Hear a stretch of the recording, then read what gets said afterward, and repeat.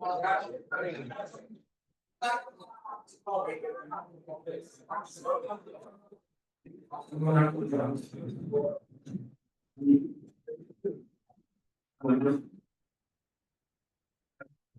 I'd like to welcome everybody to Rotary. We're going to get started promptly at noon. We have a good program here with Heather speaking. So I'd like to first call up Ross Smith, music, and who is singing? Jared. Jared. Where's Jared? Okay, well, stop that. You're always on call. Oh, okay. And thank you. And Ross has been working to make sure we are going to get You Are My Sunshine correctly sang today. Song, sang, whatever. There are 3 verses. You know the first one, standard verse. While he's getting the verse, same as the first. Same as the first. The second verse is going to have some weird words in it that don't really fit the tune, but it goes like this. And this is the part that we always go off the rails, or at least I go off the rails. Louisiana, my Louisiana, the place where I was born. Doesn't sound like it should sound like that, but we're going to do it. And I'm going to sing loud, so you guys sing loud too. Third verse is easy. Ross, let's hit the one we know. You are my sunshine, my only sunshine. You make me happy. Skies are gray. You'll never know how much I love you. Please don't take my sunshine away. Louisiana, my Louisiana, the place where I was born. White fields of cotton, green fields of clover, the best fishing and long tall corn, crawfish and gumbo and jambalaya, biggest shrimp and sugar cane, the finest oysters and sweet strawberries, from Toledo Bend to New Orleans. We're not, did we get it? All right. Now we're retired, right? All right, that's great. That's great. I'd like to call up Ross Smith for invocation. I'm sorry. Yes. Let's join me in the pledge. I pledge allegiance to the flag of the United States of America and to the republic for which it stands, one nation, under God, indivisible, with liberty and justice for all. Now, Ross. Oh, yeah. Oh, no big deal. Right, medium size. Yeah. Come on up here. Okay. I haven't been up here in a long time. If you would, pray with me. Our Father in heaven, as we bow our heads before thee this day, our souls hunger for peace and righteousness in this land. We raise our collective voices in supplication to thee on behalf of all those who suffer and face afflictions and adversities of any kind. We ask thee to allow us the blessing of being instruments in thy hands to offer assistance where we are able. Grant us the courage and the fortitude to transform those opportunities and wishes and intentions into faithful action. Help us to be humble stewards of the bounty with which thou hast blessed us, that we may offer succor to those who are in need. Bless our paths as we serve thee so that we may find success in our efforts to lift and rescue. Pour out thy grace upon us and all of thy children throughout the world, that we may spread light, mercy, kindness, charity, forgiveness, protection, comfort, healing, and joy to those who cry out to thee in distress and sorrow. Help us to be thy angels in carrying out thy work among all people everywhere. And let us refrain from contention and unrighteous judgment, and extend thy holy mercies to all, that their afflictions might be swallowed up in the joy that comes from thee. We offer this prayer in humility, in the name of him who we call holy. Amen. Thank you, Ross. Now, Jared, would you come back up here and introduce guests? You should just be standing by.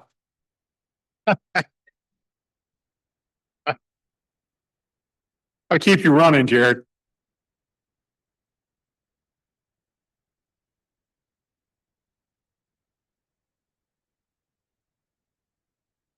David, do you want me to introduce my?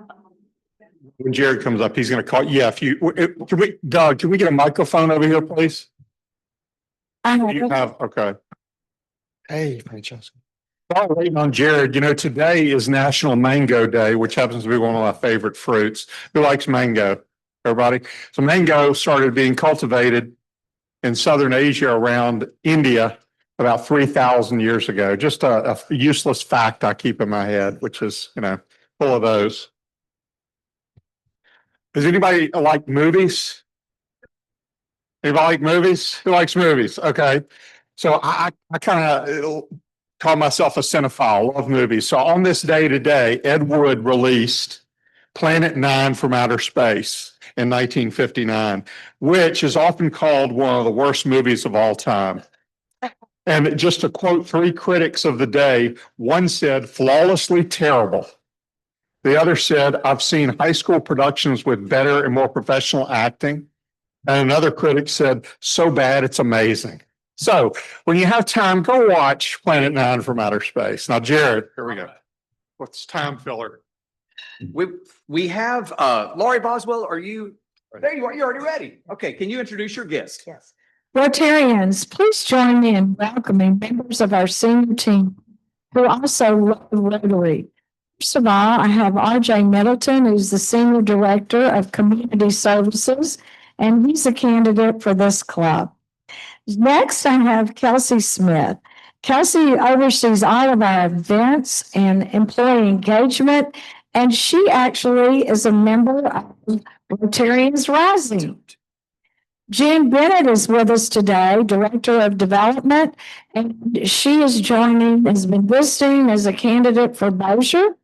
And then Tammy Kennedy is Senior Director of Operations and Compliance and is currently a member of the DeSoto Rotary Club. So Rotarians, please join me in welcoming this team. The support of all. Okay. And we have another in-person guest. You want to introduce Deidre? Okay.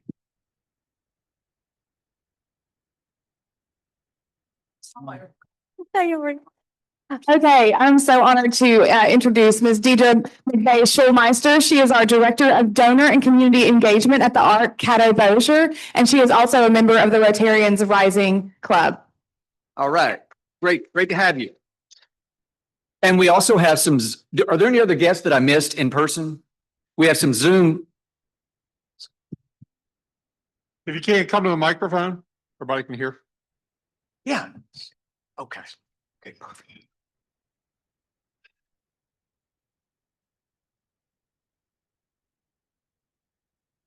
Our guest today is Cindy Phillips. She is Anika's community development representative. I think a lot of people in here probably spend a good deal of time with her. Really happy she came to hear today's talk with her.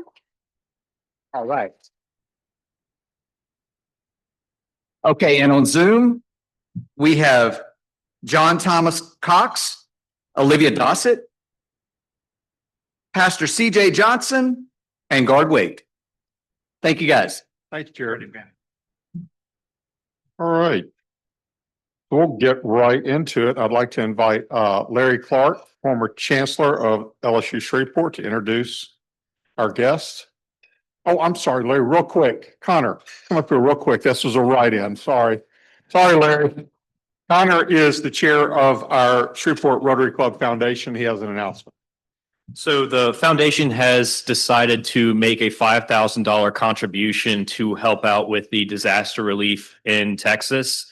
And so if anybody wants to make a contribution, I think probably the easiest thing would be to get in touch with Lawrence about how much you want to contribute, and he can tell you how to make sure that these funds get where they needed most. So thank you.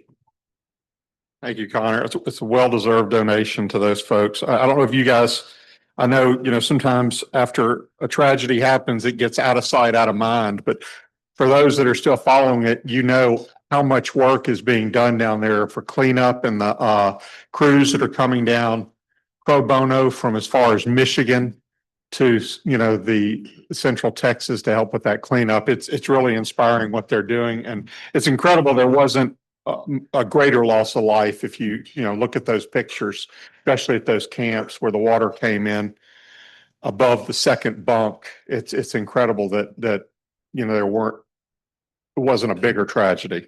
But thank you, Connor, and the foundation. Larry, now you're up. I'm sorry. Larry Clark, everyone.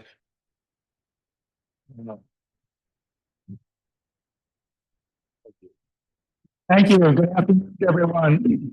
At your table, you have a bio about Heather, but allow me to give some remarks about her and about the center that she oversees. Dr. Heather Carpenter is the Executive Director of the LSUS Institute for Nonprofit Administration and Research. You might remember last meeting, there was an announcement that something was going to happen the following day. Well, it happened last Wednesday, the opening of INAR's new Nonprofit Resource Center. INAR, which opened in 2001, never previously had a dedicated space to welcome and serve nonprofit organizations and leaders. In the LSUS media release, Mazen Poche, Executive Director of the Highland Center, was quoted as saying, "Nonprofit leaders can now come to the center to get advice and resources as well to benefit of an open ear to listen to our challenges." Heather earned her PhD in Leadership Studies from the University of San Diego. She came to LSUS in August of 2021. I remember her coming there very well. She's had a powerful impact in this region, helping to support the over 2,000 nonprofits in Shreveport, Bossier alone, including working with a number of nonprofit leaders who are members of this Rotary Club. She's also recognized as a national leader and speaker, as evident by her being selected as a 2022 Top 50 Power and Influence Nonprofit Leader by the Nonprofit Times, which is the where you want to get rated if you get rated. So she's come to LSUS. I really enjoyed while being chancellor her energy, her vision, her dedication, and her concern. And a time when non-for-profits are being stressed because of the change in how funding is occurring by the federal government for different things. Never has there been a time more important for nonprofits, and never more important part of this community than what Heather and her INAR can do to help working collaboration. You helped me join Dr. Heather Carpenter.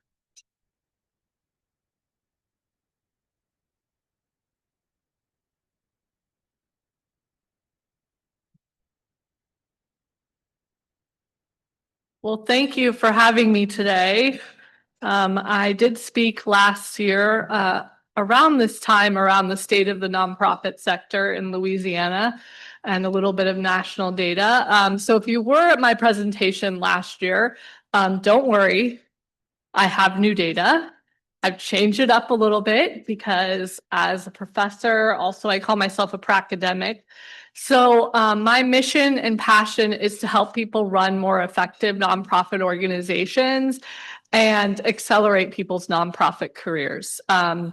As Chancellor Clark said, I have the privilege and opportunity to run INAR and interact with so many wonderful nonprofits in the community and throughout the state.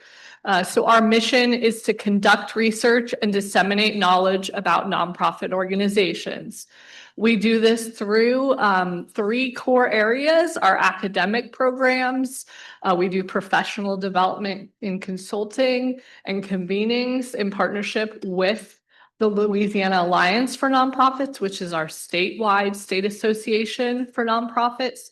And then we do research, which I'm going to be presenting today. We have a full service call center, and I provided some handouts and flyers on the screen. And so I'm going to be sharing about where nonprofits at, some of the challenges and some of the success stories of those that have gone through our cohort program. And some of them are Rotary members. So if you can bear with me, I'm going to try to follow along on two different screens because I have my notes here. So, all right, and this is a repeat of last year, this slide, but before you, I want to make sure everyone in the room really understands what nonprofits are. So nonprofit is a tax status.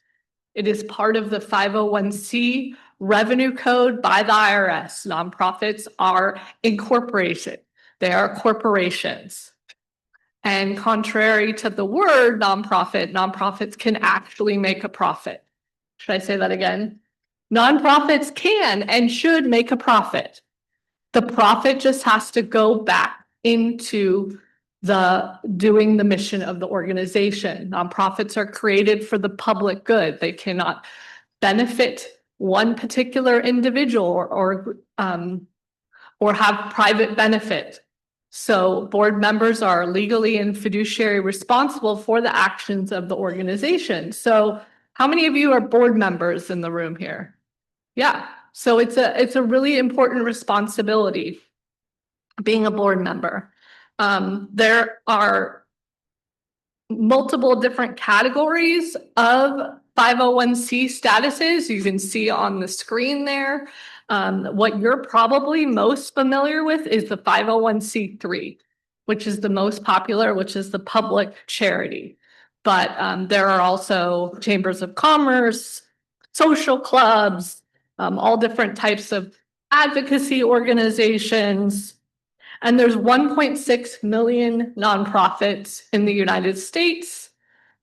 And then nonprofits are categorized, 26 different categories, every letter of the alphabet. And so those are categorized by NTE codes, National Taxonomy of Exempt Entities. So keeping this in mind, I'm going to be talking about the status of these organizations and how they operate in the state and the nation. Okay. So nonprofit organizations contribute to the GDP at 5% of the GDP. And I know this is hard for those of you that are familiar with economics to understand how service-related organizations can contribute to the economy. But they contribute through a variety of ways that I'm going to be talking about today. They employ 12.3 million people. They're generating over $1 trillion of income that goes back into the economy. They're creating work opportunities for millions of individuals beyond what they employ directly. And so I'm working on one of my research projects I'm working on is an economic calculator for nonprofits because there's the volunteers and the employees that they work with and the clients that they serve and the good that they're doing in communities. I should say you, because many of you are working in nonprofits. And often it's 2 to 7 times of what their annual expenses are that they're generating. They're generating 2 to 7 times of what they're bringing in. So to the economy. And if you think about when we're doing this, you know, we're really passionate about economic development in Shreveport, and we want to bring in a lot of new firms and manufacturing and create new jobs and tech, and that's great. That's awesome. That's benefits us all. But we think about what are the nonprofits that are the backbone of Shreveport-Bossier? Some of the largest nonprofits in our region are hospitals, education places. Centenary is a nonprofit. I sent Charlotta a list of the 1,300 nonprofits in Shreveport. Where's Charlotte? Oh, there. She was shocked about, and I often get the comment, oh, there's too many, Heather. But if you look at each and every one of them, they have a purpose. And they were created because of a problem or an issue. And so create, consume goods and services and create jobs and spur economic activity. So you're probably wondering, what is this chart? And maybe you've seen this presentation before. When we think about what makes Shreveport Bossier wonderful, and a lot has to do with our arts and our festivals. And so when people come, when you go to the Revel, which is coming up, right? When you go to the Highland Jazz Festival, you're spending money. In addition to the ticket price for the festival, on average, people are spending $31. And that's twice as much for those that are coming from out of town, because they're spending money on hotels. So they're generating economic activities. I remember LSU main campus did an economic impact study of having the Centenary Bowl here and the millions that it generated for our community. So again, each nonprofit contributes to the economy, all right? And many nonprofits in the room that are represented are bringing in different diverse funding sources, right? So that's what I want to talk about also, is the fact that, and again, I'm sorry, this chart is pretty small. This is a report that was done by the independent sector, just came out, the health of the nonprofit sector in 2024. Okay, so we look at nonprofits, we look at the different revenue sources, and automatically people assume nonprofit, they're going to ask me for money. But in fact, the most healthy nonprofits have a variety of different revenue sources. And as you can see from the screen, that program revenue accounts for 20% and government funding is 19%. And that is why we've been particularly concerned over the last few months around the government funding and contracts that were up. And I serve on the board of Volunteer Louisiana, which oversees the AmeriCorps programs. And so during that, those funding actually was for the 2024 budget, even though it was in 2025, those funds were cut. In particular, the hardest hit was in Central Louisiana, the Central Louisiana Food Bank, which relied on AmeriCorps members. And if you're not familiar with AmeriCorps, that's national service. So it's like the Peace Corps, only in the United States, where people in the military or coming out of the military or recent college grads do a year of service, and they're given a living allowance and a stipend, and the nonprofits have to match it, and they work within nonprofit organizations. Well, unfortunately, when that funding was cut, I don't remember when it was, Lauren, was it March? March, it was cut. So they had to basically let go of the AmeriCorps members, including our very own Shreveport. And the AmeriCorps members, we had an emergency call, and they were like, what are we going to do about the people that we serve? Because in Central Louisiana, the mobile food pantry is staffed by AmeriCorps members. So not only do we have, increased prices, that people who get access to food in these most vulnerable areas of our state really suffered. And so that was really hard. And they did end up reinstating it. And I was happy to get that email a couple of days ago from Volunteer Louisiana. But unfortunately, for the last few months, it's been a little bit precarious. So if we think about, all these different sources of funding and what they're coming from. So often we think about the contributions the most. So like I said, this whole pie accounts for several trillion dollars in the United States. And if you're wondering, it's $31 billion in our state that nonprofits are bringing in. Okay. And these are all different size nonprofits. I need to pay attention to the time. Okay, I'm good. So this is the most recent study. It just came out, I don't know, a couple weeks ago even. They just released the Giving USA 2020-25. This is out of the Lilly Family School of Philanthropy in Indiana University. And they do this every year. So this is about, focuses on 2024 giving in the United States. Okay. So no surprise. Well, first of all, as you can see, out of those $1 trillion that I mentioned of the revenue, 592 billion comes from contributions. All right, and the majority of that funding comes, as you can see on the screen, hopefully from individuals, 66%.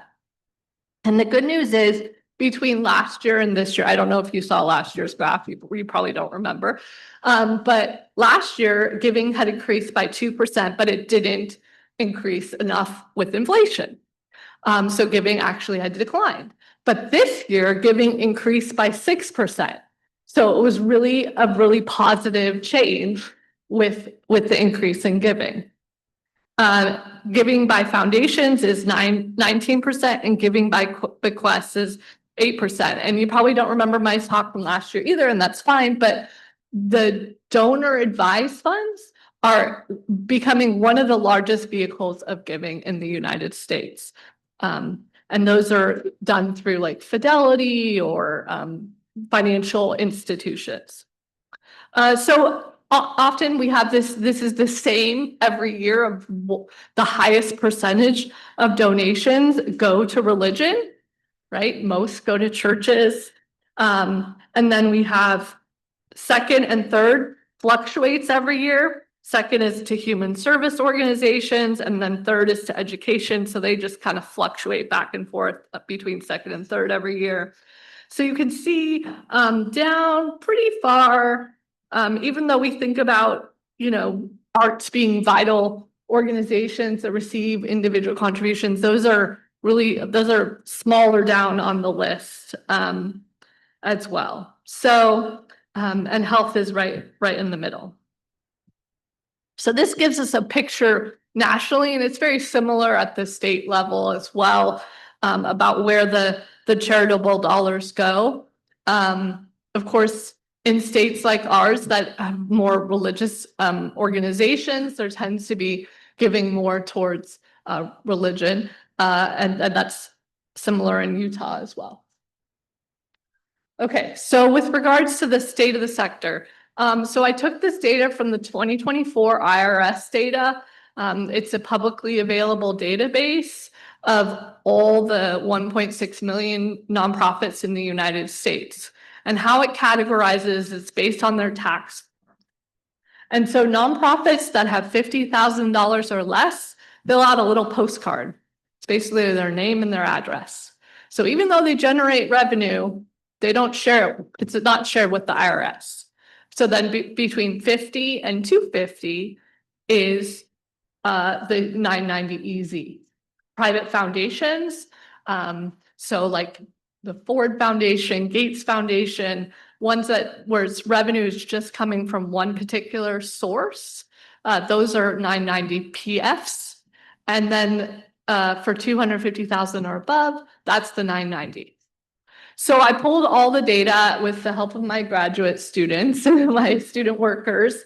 And so there's 23,000 registered nonprofits in the state. And as you can see, the majority of them are filing e-postcards with 16,000. But we were able to get a good amount of data from this. Not as much as I hoped, because the IRS didn't disclose everything that I wanted, but oh well, it's a start.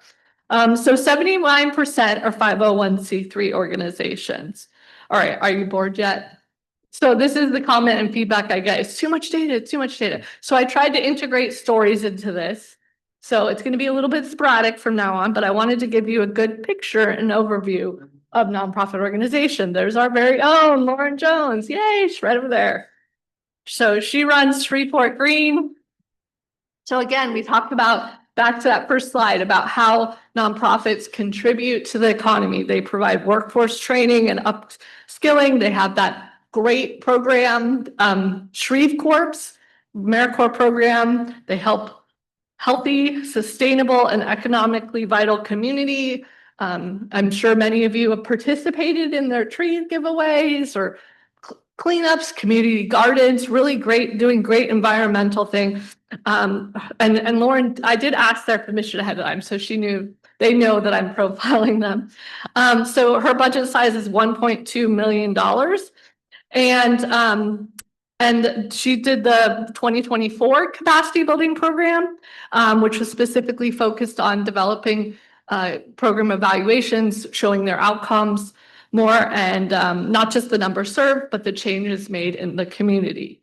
So as a result of going through our program, she increased her knowledge and competencies in, as you can see, in advocacy, technology, planning, and evaluation. So again, wanted to share about one of the positive outcomes from the professional development that we provide.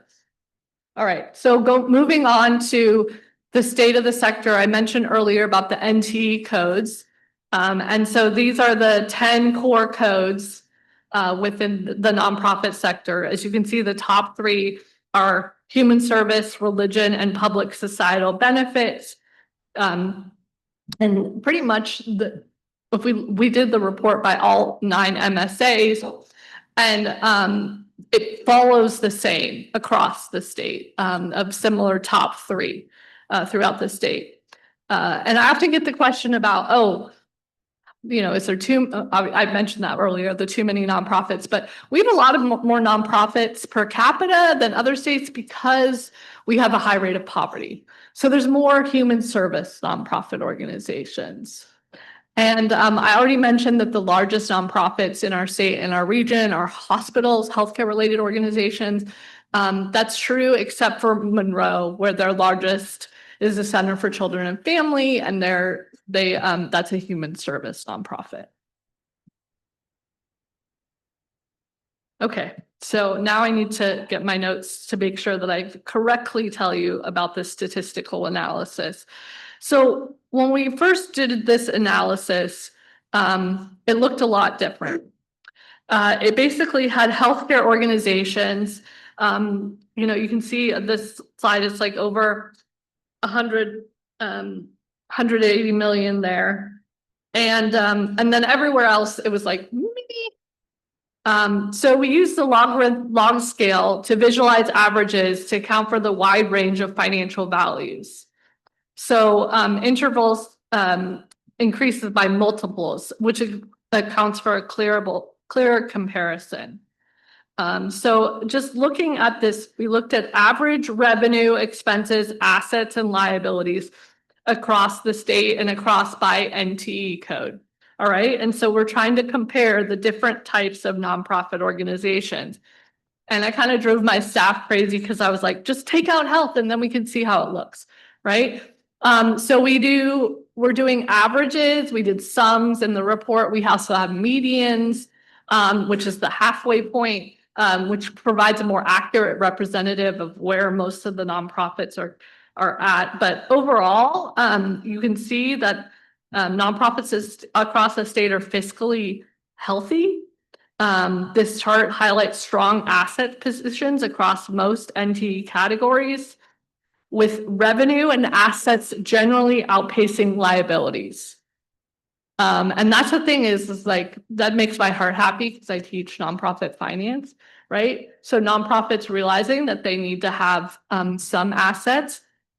But again, this is averages, and there's a lot of large organizations, especially in the healthcare arena, that are skewing the data upward. So the picture looks a lot different when we do the median. All right. And so if you see this, and you can see my notes are really small, so I'm going to squint down. But if you can see, when we look at the median, this is a regular scale. All right. So versus 190 million was the top for the average.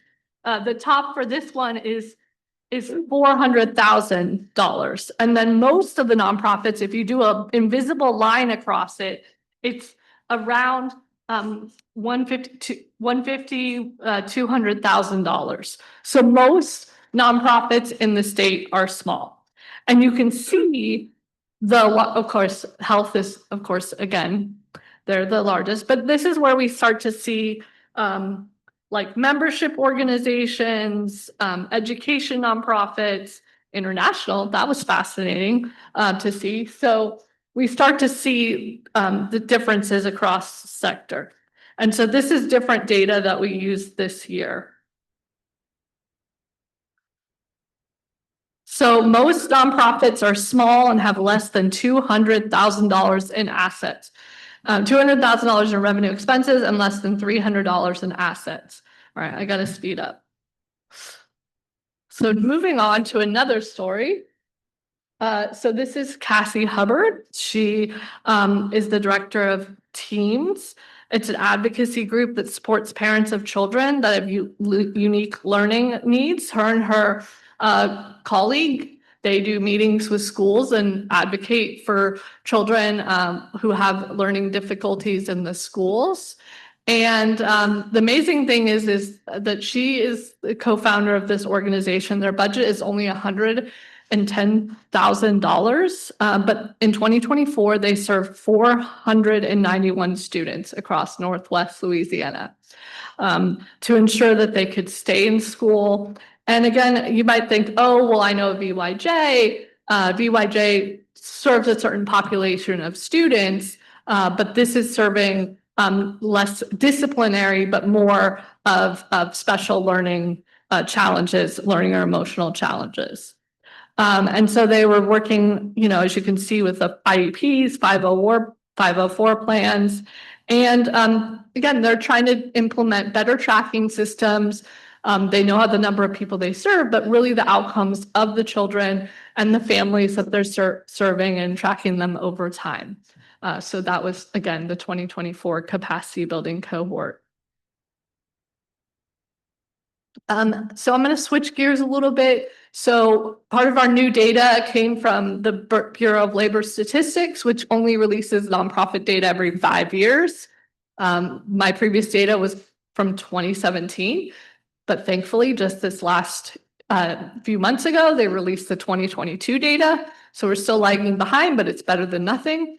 And so we show, I don't know if I told you this already, but nonprofits employ 10% of the workforce. And in Louisiana, it's 9% of the workforce. Okay. And so that's a huge part of our employment. And we talked about, I talked about this last year about how our payrolls of the nonprofit sector, if you look at them, are more than the transportation combined. So if you take all the salaries together, are more than the transportation and manufacturing industry. So nonprofits as itself, although it's categorized differently by the Bureau of Labor Statistics, and nonprofits are in with for-profits in all these different industries, nonprofits by itself has a huge proportion of employees. So it's about approximately 147,000 employees. And this is comparing the percent employment change between 2017 and 2022. Again, we've seen that that the majority of nonprofits are employed within educational service organizations, and then followed by healthcare and social assistance. And these are the industries, if you're familiar with the BLS, that's how they categorize. No, they don't talk to the IRS and categorize the same way. That was supposed to be a joke, but okay. So then we look at average annual wages, and wages in nonprofits is always controversial. If you are interested, I have a bunch of posts on LinkedIn about that, about compensation for nonprofits, because I teach that in my classes, about CEOs are supposed to follow, nonprofit boards are supposed to follow executive compensation policies and find similar sized nonprofits and in similar sized cities to compare and to create the salaries. And people freak out and often say, oh, that nonprofit CEO shouldn't make 300,000 or 500,000, when in reality, they're running a $30 million nonprofit organization. So case in point, one of our members is Brian Pratchett. I don't know how much he makes, but I know that they're like a $30 million nonprofit, Louisiana Association for the Blind. And people are so shocked that it's a nonprofit. They're employing blind individuals, and they rely heavily on fee-for-service revenue. So again, if you haven't been there, I highly recommend it. They're one of the largest nonprofits in our region. So this is average annual wages. Again, when we use average, we have wages that are skewed. These are, again, the industries where nonprofits are being employed, and we are comparing for-profit and nonprofit wages. And sorry, trying to move this. So we're comparing, again, on the bars is for-profit purple and yellow is for-profit in bar is 2022. So the nonprofit data is the lines. So if you look at the lines where the nonprofits compare to for-profit wages, again, this is similar industries, okay? And so no surprise that in the management industry that nonprofits are making significantly less money. And that's why we talk about, we often think, oh, nonprofits, you know, you don't get paid very well. But in healthcare and social assistance, you'll see that yellow line there with nonprofits in 2022. Now, if you look closer, and I know you can't see the specific data on this, but again, these are average annual wages with the top being, sorry, I have to take my glasses off again, being over $150,000. But then when we go down and we look at like arts nonprofit organizations, even in the nonprofit, in the for-profit sector, only art in the arts people are on average making $47,000. So again, these are all wages together. We don't have the data to do the median, but we have the average annual wage that's provided by the Bureau of Labor Statistics. So again, in some industries like healthcare and social assistance, nonprofit workers are making more than for-profit workers in the same equivalent industry. But in other industries, nonprofit workers are making less. This is Emily Jo Manchester Sandin. She's a graduate of our master's degree program in nonprofit administration. She runs the Renesting Project, which distributes furniture and household items to those in need in Northwest Louisiana. And she has taken advantage of a lot of our professional development opportunities. So she went through our first cohort in 2023, and now she's a mentor in our 2025 cohort. So again, she has a lot of different, she's improved her financial management practices, her staffing capacity, improved knowledge and competencies in financial management and board development. Okay, so this is a snapshot more of the health and social assistance sector. So again, I mentioned about hospitals, healthcare organizations are the largest nonprofits in our region, but then we've got the social assistance, human service nonprofits, they're the smallest. And what I mean largest, I mean by budget and revenue expenses side. And then, so we have a lot of small social assistance. So the good news is you get paid pretty well in the hospital arena. Again, the lines are the nonprofit data. Purple is 2017, yellow is 2022. The bars are the for-profit data. So as we can see, we're getting paid slightly higher in the nonprofit sector, in the social assistance. The bad news is the wages are really low, $33,000. So that's a challenge, you know, in general for nursing and residential care facilities is 33, and then it's 25,000 in social assistance. And again, this is average. I heard a striking statistic by the independent sector. I'm trying to find the data and the report that was written about saying that 20% of nonprofit workers are eligible for ALICE, which is the United Way classifies ALICE as asset limited income. So it's not completely at the poverty level, but it's just slightly above it. And that's made me gulp because it's like we're serving populations, many nonprofits are serving low income individuals. Their employees should not have to have that level, that low level of pay.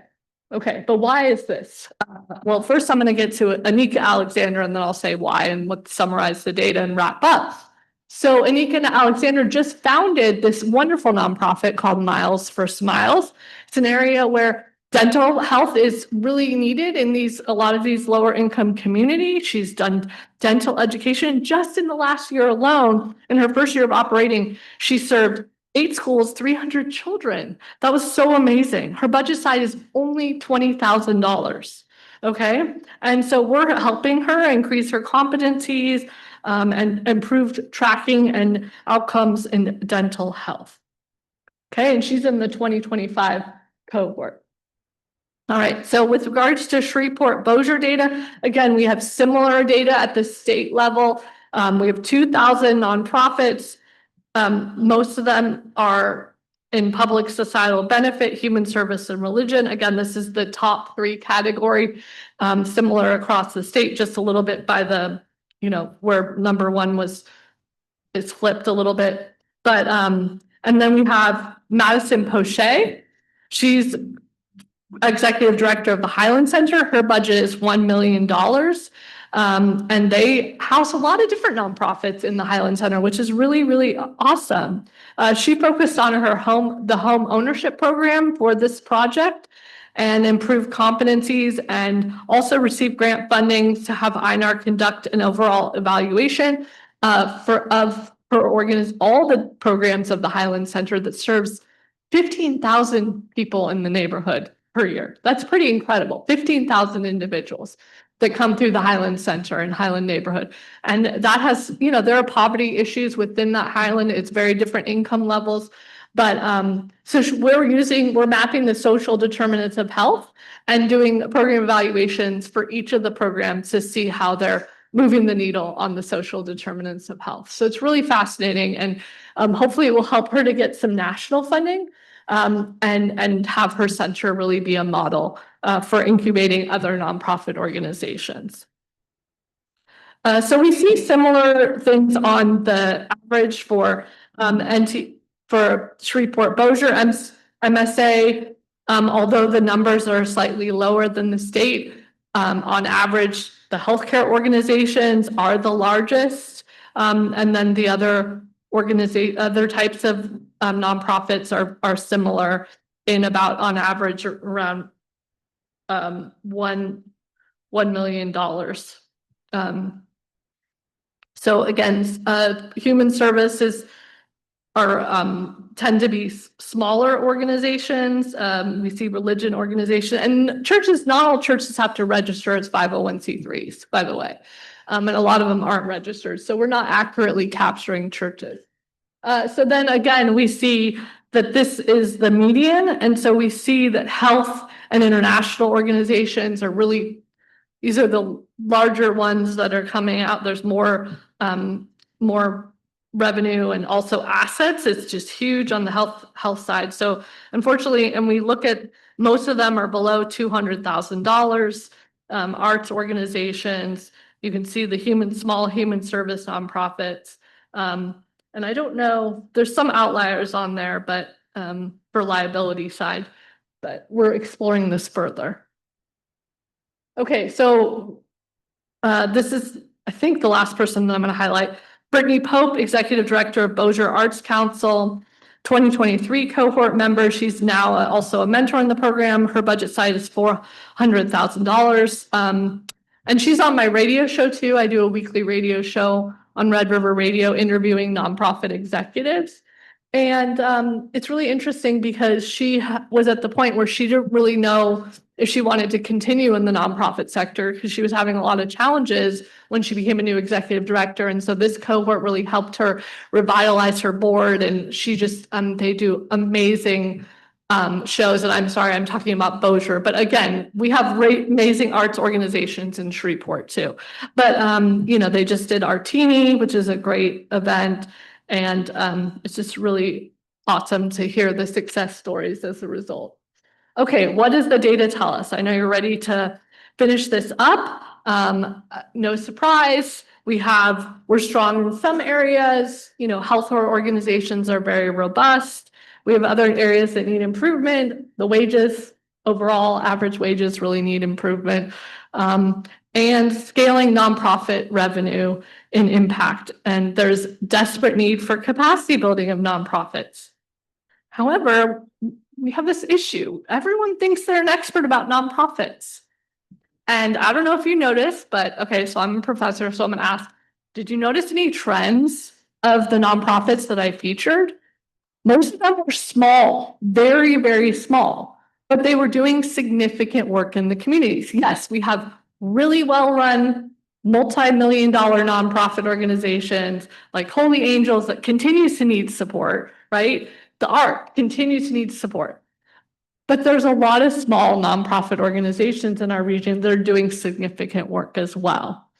And this is a chart that shows overhead, the overhead costs over time, and how we have this issue in the nonprofit sector. And I apologize, you probably heard this before, but when we go get a coffee at Rhino Coffee, we don't ask just for the coffee. We say, I want to pay for everything, right? But we do that in nonprofits. We only want to pay for the coffee. We don't want to pay the cup, the barista's time, the overhead, the lights, that takes to do all of the great things that these nonprofits are doing. And we expect every nonprofit to be run as well as Holy Angels or the Ark, without recognizing that it takes money to scale and grow. And a lot of the funding is restricted by programs only. So they have very little room to scale and grow. So my colleagues and I created a scale to talk about how we can't measure nonprofits all the same way. We need to look at them by different budget size and understand that all are worthy of funding. Okay? And I know you might not agree with me, but as a nonprofit expert, if they're meeting these minimum criteria within these budget areas, okay, and some of them aren't, right? But then they can get professional development. All right, so we look at the mission statements, and when you're evaluating your donors, so obviously if someone's gone through the nonprofit capacity building program, and we have I think 45 organizations that have already gone through, right? So they're worthy of your funding. And some of them are, right, $20,000 budgets to multi-million-dollar budgets. Is the organization active in the community? They're participating in Rotary. Is their board made up of individuals, independent?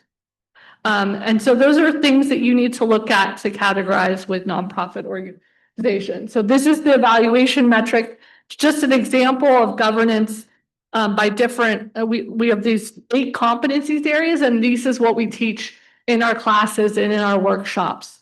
So we look at by budget level and we say, okay, at the micro level, do you have a minimum of 3 board members? Do you have a basic conflict of interest policy? We're not asking that the $250,000 level have the full audit, because audits cost $15,000, I think. So anyway, all right. So I'm wrapping it up. So anyway, so this is a picture of our cohort, and this is the flyer that I left on the table. And just I encourage you to rethink about how you view nonprofit organizations. Come stop by our resource center and ask me any questions anytime.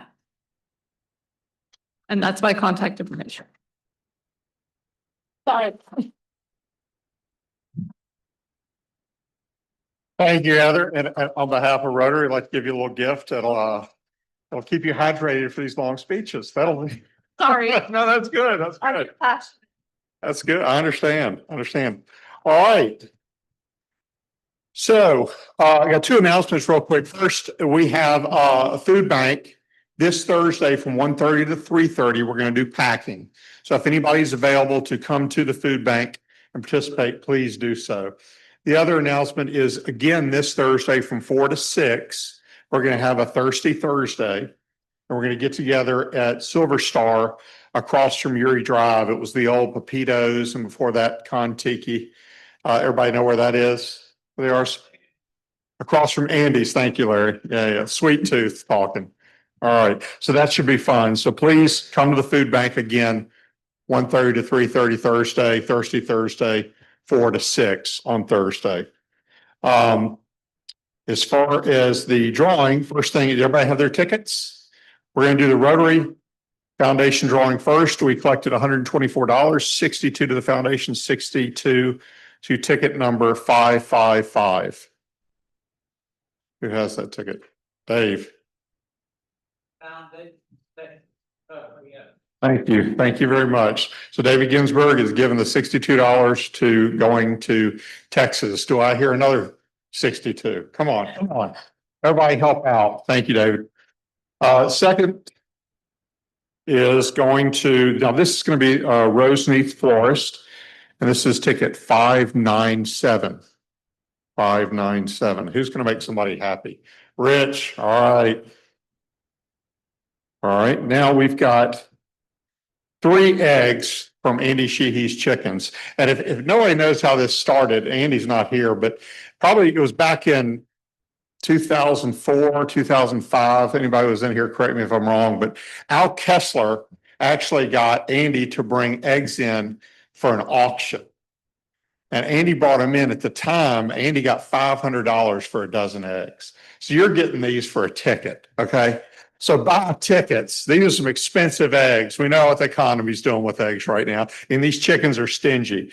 So we've got a dozen and then 2 packs of half a dozen. So the first dozen is 652. 652. All right, Sarah. Good. All right, for a half dozen, we've got, I'm going to mix these up a bit. 662. 662. All right, Robert. And the last half dozen is 604. 604. Oh, Harry. All right, congratulations. And then we've also got a Holy Angels gift bag. Holy Angels brought a gift bag today. It looks great over there. And that's going to be, we'll move these around, see if I can get a lower number here. 562. 562. Who's got that? All right. Juno, congratulations. Okay, so thanks to money taker James Adams, music from Ross Smith, and of course, Jared. Jared pulled triple duty today. Thank you, Jared. Grader and scanner was everybody in here. You did your own stuff, so that was always great. Next week, we're going to have Senator Sam Jenkins. It's going to be interesting. Prepare your questions. It's always good to have a state representative to Louisiana State House in here or Senate. Sam was previously a representative to the House before he was a Senate. So he's been in government quite a while. He's a local attorney as well. Before we go to the four-way test, there is something that, we always conclude with the four-way test, and everyone knows that that's Rotary's nonpartisan, non-sectarian ethical guide for Rotarians' personal and business practice. That's what we live by.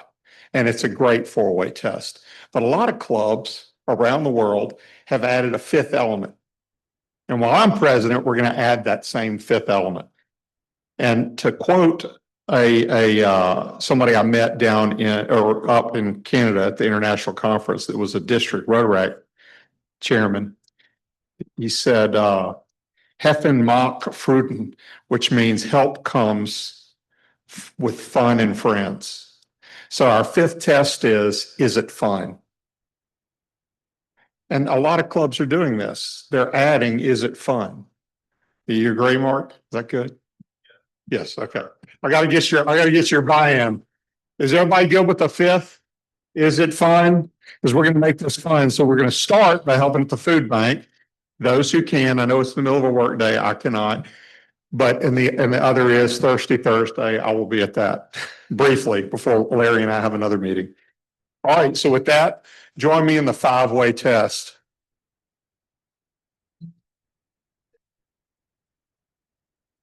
What? Thank you, Robert. All the things we say, or what did you say, Robert? I'm sorry. All the things we think, say, and do. Is it the truth? Is it fair to all concerned? Will it build goodwill and better friendships? Will it be beneficial to all concerned? Is it fun? Rotary is adjourned.